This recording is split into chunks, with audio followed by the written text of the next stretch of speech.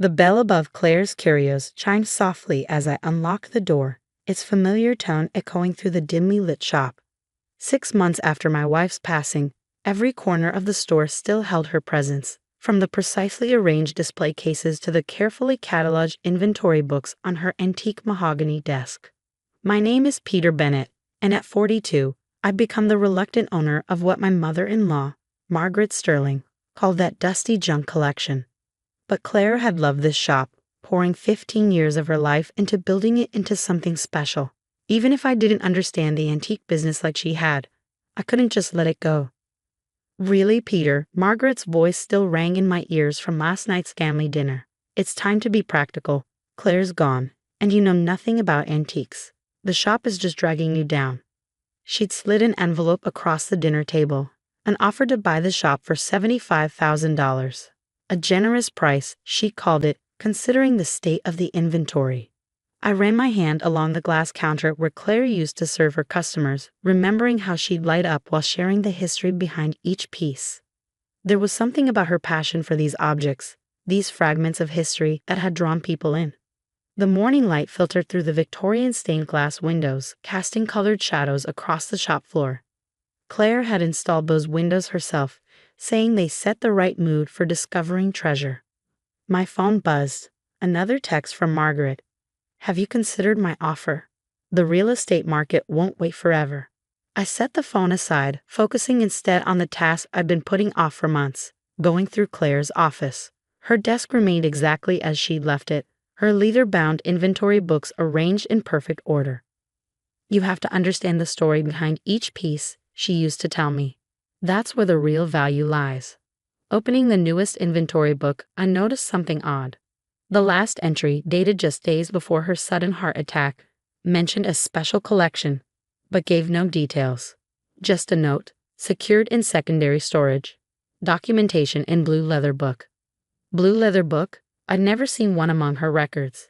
The shop's back room held additional inventory, but I knew every inch of it.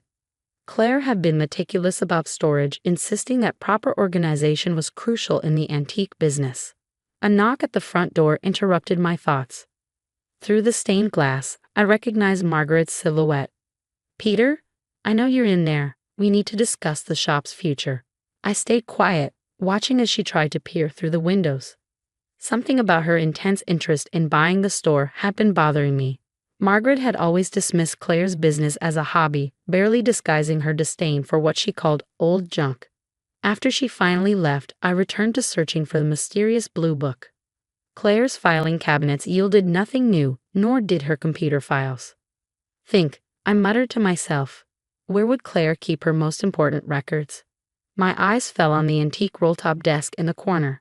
Claire's first major purchase for the shop. She'd loved its intricate woodwork and hidden compartments. Hidden compartments. I'd watched her work at this desk hundreds of times, but I'd never paid attention to how she operated its mechanisms. Now, running my fingers along the wood, I felt for anything unusual. There, a slight irregularity in the grain pattern. Pressing gently, I heard a soft click. A small panel swung open, revealing a space behind the drawers. Inside lay a blue leather book. The book's pages contained detailed descriptions and photographs of antiques I'd never seen in the shop. Rare pieces, valuable collections, items that seemed far more significant than the shop's usual inventory. But where were these pieces? The last page held another of Claire's cryptic notes. Remember the windows story. The stained glass windows. Claire had told me their history shortly after installing them. They come from an old estate sale, part of a larger lot she purchased. She'd been excited about their unique design, pointing out how the pattern. I stopped, staring at the central window. The pattern wasn't just decorative. It was a map. Moving to the back room, I studied the wall that had always been lined with storage shelves. According to the window's pattern, there should be something here. It took an hour of careful examination to find it, a seam cleverly hidden behind one of the shelving units. With some effort, I managed to slide the unit away from the wall, revealing a door. The key ring at my belt included several I'd never identified. One of them fit perfectly. The door opened into a room I'd never known existed. Motion sensors detected my presence, bringing soft lights to life, illuminating what could only be called a private museum. Display cases held antiques that took my breath away. Rare porcelain, ancient manuscripts, historical artifacts. Pieces that would be at home in any major museum. Each item had its own detailed documentation, explaining its provenance and significance. A letter lay on a small desk near the entrance, Claire's handwriting immediately recognizable. My dearest Peter, if you're reading this, you finally found my secret. This collection represents 15 years of careful acquisition and research, pieces too important or valuable to display openly in the shop. Margaret knows about some of these pieces. She's been trying to discover their location for years, ever since she realized what I was quietly building. She never understood that true value isn't just in an object's price, but in its history, its story, its place in the narrative of human experience. I'm sorry I kept this from you, but I needed to be sure everything was properly documented and secured. The Blue Book contains all the details you'll need. Take care with this collection, my love. It's more than just valuable antiques. It's a legacy of stories waiting to be shared. All my love, Claire. My phone buzzed again. Margaret, of course. Peter, be reasonable. The shop is just a burden to you now. My offer is more than fair. I smiled, thinking of all the times Claire had talked about hidden treasures and stories waiting to be discovered. Even now, she was teaching me to look deeper, to see beyond the surface. The antique shop wasn't just a dusty collection of old things. It was Claire's carefully crafted masterpiece, and my mother-in-law knew it. She just didn't know that I'd finally discovered the truth. Tomorrow's meeting with Margaret would be very interesting indeed. I spent the entire night in Claire's secret room, studying her meticulous documentation. Each piece told a story more fascinating than the last. A 16th century Ming vase acquired from a small estate sale in Wisconsin, its true value hidden beneath years of neglect. A set of Civil War-era documents revealing previously unknown details about key battles. A collection of Art Deco jewelry with direct provenance to the original designer. The more I read, the more I understood why Margaret had been so persistent about buying the shop. Claire's notes revealed a pattern of chance encounters with my mother-in-law over the years, each time Margaret trying to discover more about certain pieces she suspected Claire owned. My phone buzzed at 7 a.m. Margaret, of course. Peter, I've been thinking. Let's make it an even $100,000 for the shop. You could start fresh, leave all this clutter behind. Actually, I replied, I'd like to meet this morning to discuss the shop's future. Wonderful. I'll bring the paperwork. At the shop, I interrupted, 9 a.m., and bring Thomas. Thomas was Margaret's personal attorney who'd handled all her real estate dealings for the past 20 years. That's not necessary. I insist. After all, we want everything to be properly documented, don't we? A pause. Of course, 9 a.m. I spent the next 2 hours preparing. Claire's Blue Book wasn't just a catalog, it was a roadmap. She documented every conversation with Margaret, every attempt to locate specific pieces, every offer made through various intermediaries. At precisely 9 a.m., the shop's bell chimed. Margaret swept in wearing her signature pearls, Thomas trailing behind with his briefcase. Peter, dear, you look tired. This business is clearly taking a toll. Let's sit in Claire's office, I suggested. We have a lot to discuss. Margaret's eyes darted around the shop as we walked to the back, likely searching for any signs of the pieces she'd been hunting for years. I have the papers ready, Thomas began, opening his briefcase. A straightforward sale. Before we start, I interrupted. I'd like to discuss exactly what's being sold. I opened Claire's Blue Book. For instance, would the sale include the Ming Guanyin vase from the Pembroke estate? Margaret's perfect composure cracked slightly. I'm not sure what you're. The one you tried to buy through 3 different intermediaries in 2019. Claire documented those attempts, by the way, including your offer of $250,000 just for that one piece. Thomas looked sharply at his client. Margaret? Or perhaps, I continued, we should discuss the Cartier Art Deco collection, the one you've been trying to locate since Claire acquired it in 2017. Peter. Margaret's voice had lost its condescending tone. Clearly Claire filled your head with fantasies about the value of her inventory. I pulled out my tablet, displaying photos I'd taken during the night. These aren't fantasies, Margaret. They're very real, as are Claire's detailed records of every attempt he made to find them. Thomas was looking increasingly uncomfortable. Margaret, if there are undisclosed assets of this value. There's more, I said, turning to Claire's final notes. She documented everything. The private investigators you hired to follow her to auctions, the attempted break-in at the shop in 2020 that was never solved, even your recent conversations with Morris and Sons auctioneers about handling a significant upcoming estate sale. Margaret's face had turned an interesting shade of pale. You have no proof. Actually, I do. Claire was very thorough. She kept recordings, photographs, correspondence, everything. She knew you'd make your move eventually. She just didn't expect it to be after she was gone. The offer stands at $100,000, Margaret said stiffly. For the entire business.